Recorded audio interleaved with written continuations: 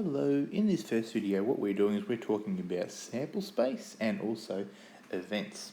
So sample space is all of the possible outcomes that we could have, whereas events is specific outcomes that we're interested in or favourable outcomes. So if we have our sample space for a coin toss, well that's something we already know. For a coin toss we know it's heads or it's tails.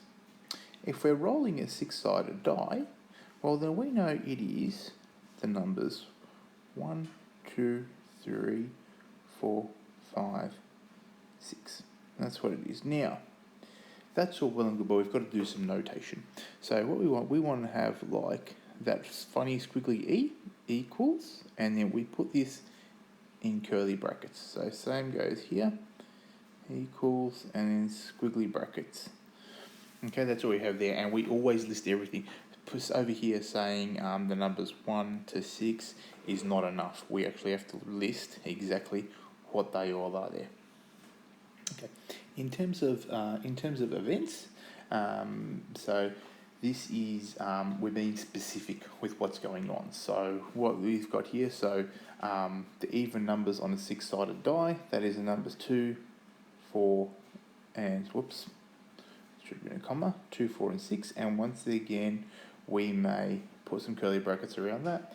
Primes 1 to 15, we know it's 2, 3, 5, 7, 11, and 13, and we put commas in between them all, and then we do squiggly brackets. Sometimes we may say that this should be denoted as something. So sometimes we say label the events, label the even numbers on a die as A. So you would write A equals that. That's what we say as that. Because then we say the probability of A equaling that. So just a bit of a rehash. Sample space is all the possible outcomes. Events are the favourable outcomes. Notation for the sample space, all possible outcomes, is this squiggly E, and we use the squiggly brackets there to denote that's our set, or that's our possible results. Likewise for here, and sometimes we associate, we'd say A is the even numbers on a six-sided die, or whatever it may be.